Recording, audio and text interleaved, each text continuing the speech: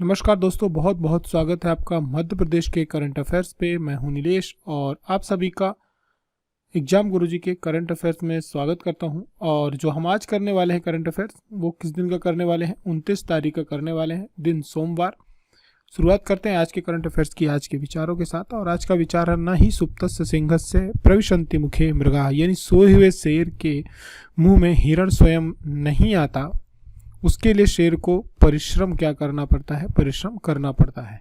तो कहने का मतलब ये है कि आप कितने ही बलवान हैं, कितने ही होशियार हैं, और आपके अंदर कितनी भी प्रतिभा है और कितना ही आपके अंदर ज्ञान है, सब कुछ है, लेकिन आपके पास यदि वो तब तक किसी काम का नहीं है जब तक आप परिश्रम नहीं करते। यानी आपको बैठे बैठे कुछ भी नहीं मिलना, आप भले ही राजा हैं, आपको परिश्रम करना पड़ेगा। तो इसी के साथ हम आज के दिन की शुरुआत करते हैं सोमवार की पहले करंट अफेयर्स के साथ। तो पहला करंट अफेयर्स है, उसी परिश्रम का एक पुरस्कार। ब्रिटेन ने कितने भारतवंशी वैज्ञानिकों को ब्लावटनिक पुरस्कार 2024 से सम्मानित किए जाने की घोषणा करी है? भारत के लिए गर्व की बात है, क्योंकि वहाँ के बहुत बड़े पुरस्कार हैं। 3 प्रतिभाओं को भारत में, ये वहीं के ब्रिटेन के रहने वाले हैं और इनको सम्मानित किया जा रहा है। ये भारत के ही हैं, मूल निवासी, और ये भारतवंशी हैं, एनआरआई हैं। ब्रिटेन में 3 युवा भारतवंशी वैज्ञानिक हैं, उनको ब्लावटनिक पुरस्कार से सम्मानित किया जाएगा। और ये 2024 के लिए कुल 9 वहाँ पे लोगों को दिया गया है, जिनमें से 3 भारतवंशी, इन्हें भौतिक, रसायन और जीव विज्ञान के क्षेत्र में, फिजिक्स, केमिस्ट्री, बायो के क्षेत्र में दिया जाता है और इन्हें दिया जाएगा। और इनमें से एक जो है, एक आपके राहुल आर नायर हैं, वो ये हैं। और ये राहुल आर नायर को जो दिया जा रहा है वो केमिस्ट्री में दिया जा रहा है। इनका योगदान यह है कि इन्होंने नैनो प्रौद्योगिकी में काफ़ी अच्छा कार्य किया है, जिसकी वजह से जो वहाँ की उद्योग है ब्रिटेन के, उसमें कुछ नया हुआ, नवाचार किया है उन्होंने ब्रिटेन में जा करके। तो नैनो टेक्नोलॉजी में इनने अच्छा काम किया है, उसके लिए इनको सम्मानित किया जा रहा है। वहीं पर प्रोफेसर मेहुल मलिक हैं, जिनको सम्मानित किया जा रहा है फिजिक्स के शोध के क्षेत्र में। ये मेहुल मलिक है यहाँ पर, इन्हें फिजिक्स के क्षेत्र में कार्य करने के लिए दिया जा रहा है। वहीं पे डॉक्टर तन्मय भारत हैं, इनको केमिस्ट्री, फिजिक्स और जीव विज्ञान, इनके क्षेत्र में इन्होंने अच्छा कार्य किया है तन्मय ने। तो तन्मय भारत को इसके लिए भी पुरस्कृत किया जा रहा है। तीनों पीएचडी होल्डर हैं और तीनों वहाँ पर अपने क्या कहते हैं, शोधकर्ता हैं। बात करी जाए ब्लावटनिक पुरस्कार की, ये फैमिली फाउंडेशन के द्वारा रखा गया है, इसी के जिनके नाम से रखा गया है। The New York academy of sciences द्वारा ये दिया जाता है। ये विशेषकर ये उन जो युवा वैज्ञानिक होते हैं, जो शोध कार्य करते हैं, उनको दिया जाता है, जो अलग अलग क्षेत्र में अच्छा कार्य करते हैं। और इसकी जो राशि होती है 4,80,000 पाउंड के आसपास इसमें होती है। और बाकायदे लंदन का जो बैंक्वेट हाउस है, वहाँ पे एक समारोह का आयोजन होता है, फिर वहाँ पर सम्मानित किया जाता है। और इस पुरस्कार को चाहे आप फिजिक्स हो, केमिस्ट्री हो, बायोलॉजी हो, किसी भी क्षेत्र में, इंजीनियरिंग के क्षेत्र में यदि आप अच्छा कार्य करते हैं, जो युवा वैज्ञानिक होते हैं, उनको इससे क्या किया जाता है? पुरस्कृत किया जाता है। आगे की तरफ बढ़ेंगे, बात करेंगे प्रश्न क्रमांक 2 की। और प्रश्न क्रमांक 2 है, समलेश्वरी मंदिर किस नदी के तट पर स्थित है? ये अभी कुछ खबरों में बना हुआ था। ये जो है, ये महानदी के तट पर है। महानदी के तट पर यह मंदिर स्थित है। और ये है कहाँ इसकी लोकेशन? इसकी जो लोकेशन है वर्तमान में उड़ीसा के संबलपुर में है। यहाँ पर एक समलेई परियोजना चल रही थी, समलेश्वरी, इसको समलेई परियोजना कहा जाता है। और यहाँ पर पूरा का पूरा एक इंफ्रास्ट्रक्चर तैयार किया गया है, क्योंकि बहुत बड़ा तीर्थ स्थान है। और आप सभी को समझ में आ गया होगा कि ये जो करंट की गवर्नमेंट है, और धीरे धीरे लगभग सभी राज्यों ने जो उनके तीर्थ स्थान है और जो पर्यटन क्षेत्र है, विशेषकर आप सभी को पता, पर्यटन में एक जीरो इन्वेस्टमेंट के साथ, जैसे अभी मालदीव आपका खबरों में बना हुआ था। मालदीव क्यों इतना खबरों में था? वहाँ पे यदि आप देखोगे इंफ्रास्ट्रक्चर के रूप में वहाँ पे ऐसा कोई डेवलपमेंट नहीं हुआ है, लेकिन उस कंट्री की पूरी जो इकोनॉमी चलती है, वो किससे चलती है? पर्यटन से चलती है। तो पर्यटन एक ऐसा क्षेत्र है जहाँ पे आप मिनिमम इन्वेस्टमेंट करके भी आप मैक्सिमम आउटपुट ले सकते हो कोई भी कंट्री की। बहुत सारे आपको यूके के, यूरोप के कंट्रीज़ हैं, बहुत छोटी छोटी कंट्रीज़ हैं, वहाँ पे आपको मॉरिशस वगैरह हैं, वहाँ पे आपको मैक्सिमम उनकी जो इकोनॉमी बूस्ट होती है, चलती है, वो पूरी की पूरी पर्यटन से चलती है। क्योंकि पर्यटन जब आता है कहीं पे, तो होटल से लेकर के एक जो रेडी वाले होते हैं हमारे यहाँ, जैसे अभी मंदिर भी कोई जाता है तो चाहे ऑटो हो, चाहे वह वहाँ पे फूल वाले हों, फल वाले हों, वहाँ पे होटल्स हों, गवर्नमेंट की भी ट्रेनें होती हैं, और वहाँ पे जो कुछ लोग परचेजिंग करते हैं, खाना का है, ये सब पूरी की पूरी वहाँ पे इकोनॉमी में उसका असर होता है। क्योंकि आप भी यदि किसी जगह पे घूमने जाते हो तो आप ये सारी गतिविधियाँ वहाँ करते हो। जब ये गतिविधियां होती हैं तो वहाँ की अर्थव्यवस्था में उसका बहुत बड़ा प्रभाव पड़ता है। तो इन्हीं सब चीज़ों को ध्यान में रख करके वहाँ पे काफ़ी अच्छा कार्य किया गया है और सारी सुविधाएं बढ़ाई गई हैं। और अब आप देखेंगे कि हमारे यहाँ पर्यटन पे लेकर के भी, लक्षद्वीप भी गए हुए थे प्रधानमंत्री, तो उन्होंने भी पर्यटन को बढ़ावा देने के लिए काफ़ी वहाँ पे लोगों को मोटिवेट किया था वहाँ आने के लिए, और वहाँ के लक्षद्वीप को भी उन्होंने प्रमोट किया है।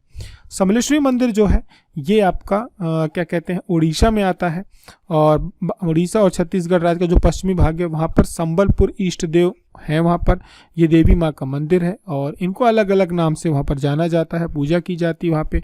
और वहाँ की एक समृद्ध सांस्कृतिक विरासत भी है। और इसका यदि आपसे बाद में कभी भी पूछा जाए तो संबलपुर जो क्षेत्र प्राचीन काल में हीरा खंड के नाम से प्रसिद्ध रहा है, और जो टॉलेमी है इन्होंने इसका बाकायदे अपनी पुस्तकों में वर्णन भी किया है। फ्रांसीसी यात्री आए थे टेवेनियर, और अंग्रेजी जो इतिहासकार रहे हैं एडवर्ड गिब्बन, इनके अनुसार भी संबलपुर में हीरे रोम से निर्यात किए जाते हैं। यहाँ से जो हीरे होते थे उनको रोम पे क्या किया जाता था, भेजा जाता था। महानदी की बात करें तो महानदी आपके जो वर्तमान में कई जगह आपको मध्य प्रदेश लिखा हुआ मिलेगा, लेकिन ये वर्तमान में छत्तीसगढ़ का जो रायपुर है वहाँ पे पास से निकलती है, और ये जाकर के उड़ीसा होते हुए जाती है, कटक में जाकर के अलग अलग जाकर के बंगाल की खाड़ी में मिल जाती है। गोदावरी और कृष्णा के बाद प्रायद्वीपी भारत की ये तीसरी सबसे बड़ी नदी है, और इसका जो जल ग्रहण क्षेत्र छत्तीसगढ़, मध्य प्रदेश, उड़ीसा, झारखंड, महाराष्ट्र तक इसका बाकायदे फैला हुआ है। महानदी का विवाद भी चलता है, विशेषकर उड़ीसा और जो रायपुर और इधर के बीच में इनका काफ़ी विवाद चलता है। तो इसका जो बेसिन है, इसका लगभग मध्य भारत की जो पहाड़ियाँ हैं, दक्षिण पूर्वी घाट है, उसे पश्चिम का जो हमारा मैक्काल पर्वत है, ठीक है, वहाँ से घिरा हुआ है। और छत्तीसगढ़ के रायपुर के करीब अमरकंटक का जो हमारा दक्षिणी वाला हिस्सा है, जो मैक्काल पर्वत का, वहाँ के सिहावा है, वहाँ के पास से निकलती है, रायपुर उधर ही लगता है। और इसके बाद ये शिवनाथ, हंसदेव, मांड, आईबी महानदी बाईं ओर मुड़ जाती है। और हीराकुंड जो बांध है वो भारत का सबसे लंबा बांध माना जाता है। और साथ में रविशंकर सागर, दुधावा जलाशय, सोनपुर जलाशय, हंसदेव बांगो और तांडुला, ये सब कुछ इस पे शामिल है। आपको ये पूरी महानदी रिवर की लोकेशन यहाँ पे मिल जाएगी। ये सारी गतिविधियाँ यहाँ पे चलती हैं, ठीक है। यहाँ पे आकर के भारत के कॉर्नर पे बे ऑफ बंगाल पे आकर के मिल जाती हैं, ठीक है। तो दो चीज़ें इनसे याद रखनी है, नदी महानदी है, दूसरा हमारा क्या है, समृद्धि मंदिर है। आगे की तरफ बढ़ेंगे, बात करेंगे प्रश्न क्रमांक 3 की। 2023 में आईसीसी पुरस्कार, ये जो जनवरी और फरवरी का महीना होता है ये पुरस्कारों का महीना होता है, विशेषकर दिसंबर 15-20 दिसंबर के बाद से चालू होता है, तो पूरा जनवरी एंड तक चलता है। तो आईसीसी पुरस्कारों में एक दिवसीय क्रिकेटर ऑफ द ईयर से किसे सम्मानित किया गया है, तो कोई और नहीं है, विराट कोहली हैं, जिनको ये पुरस्कार एक बार फिर से सम्मानित किया गया है 2023 के लिए। इन्हें क्रिकेटर ऑफ द ईयर चुना गया है वनडे में। कोहली ने वर्ल्ड कप में बहुत अच्छा प्रदर्शन किया था, और शुभमन गिल के जो है इनके बाद उन्होंने नंबर बनाए थे, 1377 रन बनाए थे, और 7वां व्यक्तिगत इनका ये आईसीसी सम्मान है। 12, 17, 18 लगातार ये पुरस्कृत होते रहते हैं, बहुत अच्छे क्रिकेटर हैं। इसके अलावा बात करें तो वर्ष के सर्वश्रेष्ठ पुरुष क्रिकेटर के लिए जो सर गारफील्ड सोबर्स ट्रॉफी है, ये कप्तान पैट कमिंस को मिली है। वर्ष का पुरुष क्रिकेटर जो मिला ऑस्ट्रेलिया बल्लेबाज उस्मान ख्वाजा को दिया गया है। महिला क्रिकेटर जो है इंग्लैंड के ऑलराउंडर साइबर ब्रेंट को दिया गया है। वर्ष की सर्वश्रेष्ठ महिला वनडे क्रिकेटर का जो पुरस्कार दिया गया श्रीलंका की चमारी अथापत्थु को दिया गया है। सर्वश्रेष्ठ अंपायर के जो डेविड सेफर ट्रॉफी दी जाती है, इंग्लैंड के अंपायर है रिचर्ड इलिंगवर्थ, उनको दिया गया है। स्पिरिट ऑफ क्रिकेट पुरस्कार जिम्बाब्वे को दिया गया है। आगे की तरफ बढ़ेंगे, बात करेंगे प्रश्न क्रमांक 4 की। हाल ही में चर्चाओं में रहा है एक श्री श्री अवनियाती सातरा वैष्णव मठ, ठीक है, ये किस राज्य में स्थित है, तो इसकी बात करी जाए तो ये असम में है। चर्चाओं में क्यों रहा है, चर्चाओं में ये रहा है कि वर्तमान में जो कांग्रेस के नेता है राहुल गांधी, उनकी चल रही है न्याय यात्रा। न्याय यात्रा के दौरान ये असम के जो माजुली द्वीप है वहाँ पर ये लगभग 350 वर्ष से पुराना मठ है, वैष्णव मठ है। ये वैष्णव मतावलंबी जो होते हैं, जैसे हमारे यहाँ शैव संप्रदाय होता है वैसे वैष्णव होते हैं, ये भक्ति मार्ग की ओर चलने वाले लोग होते हैं, ठीक है। उनका अपना जो पूजा करने का माध्यम होता है ईश्वर को पाने का, वो भक्ति मार्ग होता है, तो उससे जुड़े हुए हैं और उससे जुड़ा हुआ ये मठ है। और इसकी जो स्थापना की गई थी 1653 में असम के माजुली में की गई थी। 350 वर्ष से भी पुराना ये क्या कहते हैं मठ है। और वैष्णववाद का एक संस्थागत केंद्र भी, भक्ति आंदोलन 15वीं शताब्दी में जो चला था उससे जुड़ा हुआ है। और ये जो है दुनिया का सबसे बड़ा बसा हुआ नदी द्वीप है माजुली द्वीप, वहाँ पर ये स्थित है। और असम में जो ब्रह्मपुत्र नदी है वहीं पर है माजुली द्वीप जो है। माजुली द्वीप ब्रह्मपुत्र की नदी, जो ब्रह्मपुत्र नदी है उसमें है। साथ में ये जो सबसे बड़े नदी द्वीप के रूप में इसको करंट में माना जाता है। और साथ ही में क्या है कि इस जगह पे जाने के कारण ये क्या है, बहुत दिनों बाद किसी नेता का इस मठ पे जाना हुआ है, और बड़े नेता का जाना हुआ है, तो काफ़ी खबरों में बना हुआ था, उनकी ये पूरी पूरी यात्रा खबरों में रहती है, तो इसको हमें याद रखना है। अभी हाल ही में क्या हुआ था, प्रधानमंत्री भी जो राम मंदिर का उद्घाटन किया है उन्होंने, उसके पहले उन्होंने 4 से 5 मंदिरों के क्या किए थे, दर्शन किए थे, यात्रा करी थी। केरल में किए थे, फिर कर्नाटका में भी किया था उन्होंने, आंध्र प्रदेश में भी किया था उन्होंने, तमिलनाडु में भी किया था। ये सारी की सारी उन्होंने यात्राएं करी थी। इस पर हम एक अलग से वीडियो में मैं आपको धीरे धीरे इसके बारे में बताता रहूँगा, क्योंकि कला संस्कृति हमारे किसमें टॉपिक में जुड़ गया है, जो हमारा पीएससी का सिलेबस है, तो इसमें आपको ये प्रश्न यदि टकरा जाते हैं तो इसमें आश्चर्य नहीं करना है। तो ऐसे जो भी अभी प्रश्न रहते हैं, जिसकी जो त्यौहार या पर्व होते हैं, हम उसको बीच बीच में आपको बताते रहेंगे, तो आप अपने जो रजिस्टर है उस पर नोट करते चलेंगे, ठीक है। आगे की तरफ बढ़ेंगे, बात करेंगे 5वें प्रश्न की। केंद्र सरकार द्वारा अभी एक अनुवादनी ऐप लॉन्च किया गया है, इसका उद्देश्य क्या है? तो इसका जो उद्देश्य देखिए, इसका उद्देश्य ये है कि हमारे जितने भी पाठ्य पुस्तकें होती हैं उनको डिजिटल प्रारूप में उपलब्ध कराना है, डिजिटल बुक, उसका डिजिटल फॉर्मेट उपलब्ध कराना है। जितनी भी अभी आपके यूजीसी हो गया, आपका एआईसीटी हो गया, आपका जो क्या कहते हैं एनसीईआरटी हो गया, आपके एनआईओएस हो गया, युग्नू हो गया, इन सब का एक डिजिटल प्लेटफॉर्म उपलब्ध कराना है, सारी चीज़ें डिजिटली उपलब्ध रहें। इसी चीज़ को ध्यान में रख करके एक अनुवादनी ऐप बनाया गया है। यहाँ पर सारा का सारा जो इसके स्टूडेंट्स होंगे उनके लिए इसके मटेरियल्स उपलब्ध रहेंगे, वो वहाँ पर मिलेंगे, इसका एक प्रॉपर एप्लीकेशन होगा। सरकार का उद्देश्य ये है कि जो स्कूली शिक्षा और उच्च शिक्षा है, सारी पठन सामग्री उनको एक डिजिटली रूप में उपलब्ध रहे, क्योंकि सभी लोग अब हो चुके हैं डिजिटल। और ये पूरा का पूरा जो क्या कहते हैं परिवर्तन चल रहा है, जो राष्ट्रीय शिक्षा नीति 2020 है, उसकी सिफारिशों के अनुरूप चल रहा है, ताकि जो हमारी आने वाली जनरेशन है वो किस प्रकार से, उनकी क्या क्या आवश्यकताएं हैं, उनका पढ़ाई का स्ट्रक्चर कैसा होना चाहिए, इन सब चीज़ों को ध्यान में रख के किया जा रहा। और किया ये जा रहा है कि हमारी 8वीं अनुसूची में जितनी भी भारतीय भाषाएं शामिल हैं, ठीक है, हिंदी हो गई, बांग्ला हो गई, ये सारी की सारी भाषाओं में हर पुस्तक का अनुवाद होना चाहिए। यहाँ पे आपको ये सारी की सारी भाषाएं दिख जाएंगी। इन सभी भाषाओं में यदि आप भौतिक शास्त्र पढ़ते हैं तो भौतिक शास्त्र आपको बांग्ला, तमिल सब भाषाओं में मिलेगी। और ये एआईसीटी के द्वारा इसको डेवलप किया जा रहा है। हायर एजुकेशन जो हमारा शिक्षा मंत्रालय है उसके अंतर्गत एक पूरा प्रॉपर एक टूल बनाया गया है, उसमें ये कार्य कर रहा है। शुरुआत करते हैं हम अपने मध्य प्रदेश के करंट अफेयर्स के साथ। तो मध्य प्रदेश का पहला प्रश्न ये रहा कि भोपाल में जो लोक रंग महोत्सव होता है ये कितने दिनों तक चलता है?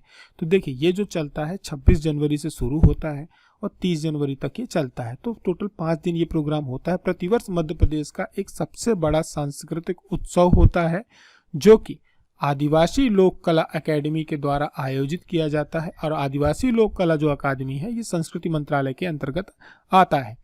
तो आदिवासी लोक कला के द्वारा आयोजित किए जाने वाला एक ऐसा प्रोग्राम है जिसमें आदिवासी हमारी जो जनजाति समाज है उसके साथ मतलब मध्य प्रदेश के साथ साथ जो अन्य राज्य जो होते हैं जहाँ पे ये उनकी भी सांस्कृतिक गतिविधियाँ यहाँ पर की जाती हैं।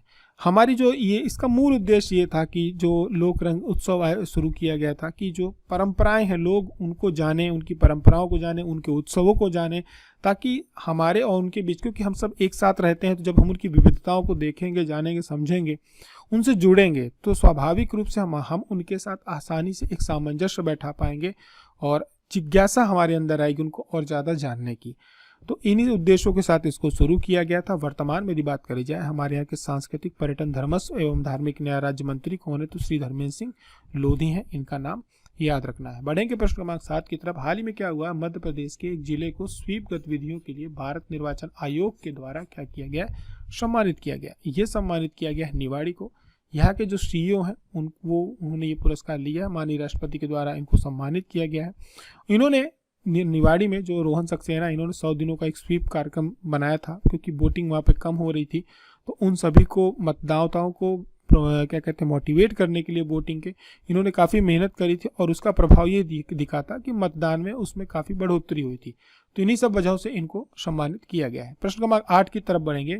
अभी हाल ही में क्या है, एक आरई लिखा है, यहाँ पे आई रिपोर्ट है। आई रिपोर्ट में मध्य प्रदेश उच्च शिक्षा क्षेत्र, मतलब जो मध्य प्रदेश का उच्च शिक्षा के क्षेत्र में सकल नामांकन में अनुपात जो है राष्ट्रीय औसत से क्या है, बेहतर है। ये वर्तमान में कितना है, तो ये जो वर्तमान में है 28.9% है।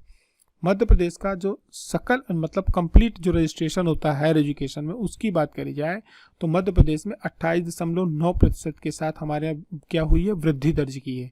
जबकि भारत की जो पूरी ऑन एन एवरेज है वो 28.4 है। यानी हायर एजुकेशन ने जो नई शिक्षा नीति है उसका क्रियान्वयन बहुत अच्छे तरीके से किया है।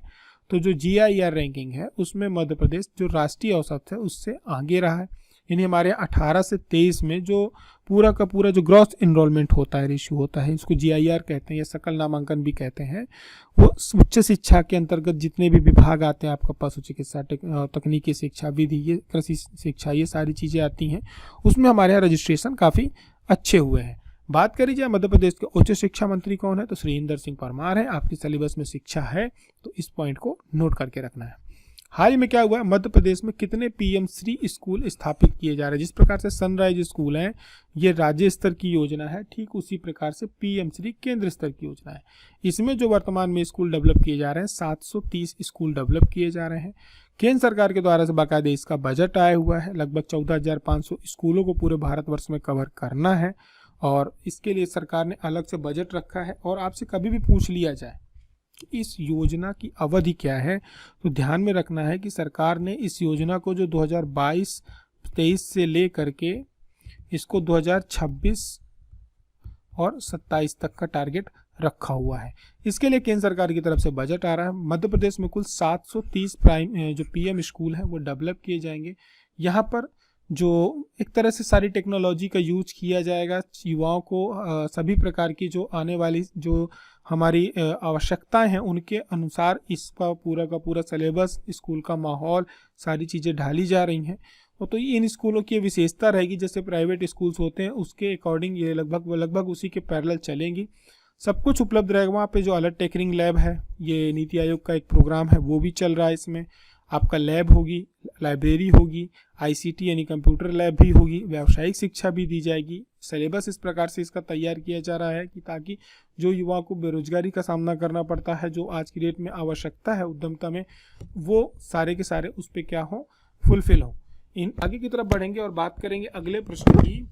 हमारा अगला प्रश्न है कि भारत का पहला अनुसंधान आधारित IIT उपग्रह परिसर कहाँ स्थापित किया गया। तो ये परिसर जो स्थापित किया गया जाएगा ये किया जाएगा उज्जैन में। और इसका इनॉग्रेशन भारत के जो शिक्षा मंत्री हैं, शिक्षा मंत्रालय के मंत्री हैं धर्मेंद्र प्रधान, उनके द्वारा ये किया जाएगा। और ये उज्जैन का जो कैंपस है ये हमारे IIT इंदौर के द्वारा उज्जैन में सैटेलाइट कैंपस स्थापित किया जाएगा। और इसको बाकायदे प्रोजेक्ट को लगभग कंप्लीट करने की कगार में भी है कुछ हद तक। और यहाँ पर क्या होगा कि डीप टेक एक प्रकार की रिसर्च होगी, डिस्कवरी कैंपस होगा। तो देखिए पहली बात तो ये है कि ये एक अनुसंधान केंद्र होगा जहाँ पर IIT के जो स्टूडेंट्स हैं या जो पूरी की पूरी फैकल्टी है उसको मॉनिटर करेगी।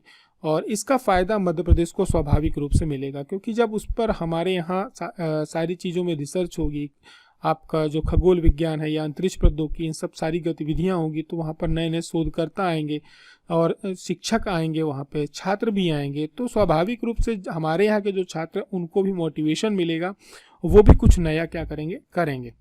आगे की तरफ बढ़ेंगे और बात करेंगे। हमने आपसे पिछले दिनों प्रश्न पूछा था कि वीरांगना लक्ष्मी जो झलकारी बाई हैं इनका जन्म कहाँ हुआ था। तो इस बार अच्छी बात यह है कि आप सभी लोगों के उत्तरों में धीरे धीरे बढ़ोतरी हुई है देने के, और बड़ा अच्छा लगा ये चीज़ देख करके। और अमित पांडे हमेशा जवाब देते हैं, साथ में द किंग भी जुड़े हुए हैं, और शिप्रा उमराव इन्होंने भी आंसर दिया। आप सभी के आंसर राइट थे और बाकी के लोगों ने ABCD में भी दिया है, कई लोगों ने झांसी दिया है। तो आपका जिनका उत्तर झांसी था आप सभी का सही है। झांसी का एक बोझिला गांव है, वहाँ पे इनका 22 नवंबर को जन्म हुआ था। और ये जो शहीद हुई थी वो 4 अप्रैल को हुई थी, 1857 की क्रांति के समय हुई थी। लक्ष्मीबाई की जो सेना रही है, उनकी जो महिला शाखा थी दुर्गा दल, उसकी ये सेनापति रही हैं। और इनकी जो शक्ल थी वो एक तरह से लक्ष्मीबाई जी से मिलती जुलती थी, और इनके ऊपर काफ़ी सारी कविताएं भी लिखी गई हैं। और ये उनकी सलाहकार भी थी, उनकी एक तरह से आप ये कह सकते हो परछाई के रूप में इनके कार्य करती थी झलकरी बाई। कई बार प्रश्न पूछा भी गया इनसे जुड़ा हुआ। और इनकी जो समाधि है वो रानी लक्ष्मीबाई की जो समाधि ग्वालियर में है उसी के बगल में ही बनी हुई है। और ठीक है, तो इनको उनके बराबर का दर्जा दिया जाता है क्योंकि उन्होंने भी उसके लिए शहादत दी। तो आप सभी के आंसर काफ़ी अच्छे थे। एग्जाम गुरुजी की तरफ से आपको हार्ट सभी को दे दिया गया है। और आप सभी लोग जो लोग करंट अफेयर्स देखते हैं, प्रश्न पूछे जाते हैं, इसी प्रकार से आप सभी को जवाब जरूर देना चाहिए। और आप सभी इनके जब आंसर पढ़ा करें तो एक लाइक जरूर इनको दे दिया करें, क्योंकि इन्होंने बहुत अच्छे फैक्ट्स आप सभी ने रखे हैं। और हमारा क्या होता है, देखिए हमने सिर्फ एक प्रश्न पूछा था कि झलकरी बाई का जन्म कहाँ हुआ है, लेकिन कितनी सारी बातें हमें उनके बारे में पता चल गई। दुर्गा दल के बारे में जानकारी पता चल गई, ठीक है। और इनका समाधि कहाँ है, ग्वालियर में, ये भी पता चल गई। इनका जन्म कहाँ हुआ, जहाँ से, ये भी पता चल गया, ठीक है। इनके बारे में कविताएं लिखी गई, ये भी हमें पता चल गई, ठीक है। इनका जो निधन हुआ वो कब हुआ, ये भी पता चल गया।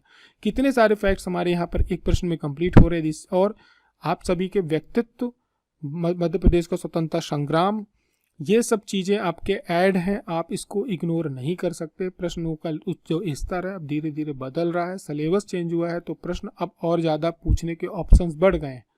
तो हमारी कोशिश ये है कि हम आपके 4 से 5 फैक्ट यहाँ पे तैयार करें। आप सभी लोग इसके आंसर जरूर दिया करें। तो ये रहा आज का प्रश्न, दिव्य वनवासी रामलोक। बजट में बाकायदे हमारे यहाँ इसकी घोषणा हुई थी, दिव्य वनवासी रामलोक का निर्माण किया जाना। ये कहाँ किया जाएगा, ओंकारेश्वर, ओरछा, चित्रकूट, सागर, जहां भी किया जाएगा उस जगह के बारे में विशेषता आपको बतानी है। दिव्य, एक तो आंसर हमारा इस जगह से जुड़ा हुआ हो जाएगा, बाकी उस जगह के बारे में 3 से 4 बातें आप सभी को प्रमुख रूप से बतानी है। जिनका आंसर राइट होगा एग्जाम गुरुजी की तरफ से उनको हार्ट दिया जाएगा। हम चाह रहे हैं कि ज़्यादा से ज़्यादा हार्ट हमें देने पड़ा। आप सभी लोग आंसर जरूर करें। करंट अफेयर पसंद आता है तो इसको शेयर जरूर करना है। बिना आपके सहयोग के हम इसमें आगे नहीं बढ़ सकते। तो शेयर, एक व्यक्ति को शेयर जरूर करें, अपने किसी भी एक मित्र को शेयर जरूर आप सभी करना है। कंजूसी बिल्कुल भी नहीं करनी है। हमारी और आपकी मुलाकात फिर होगी। पढ़ाई जोरों से करके रखें। तब तक के लिए जय हिंद, जय भारत।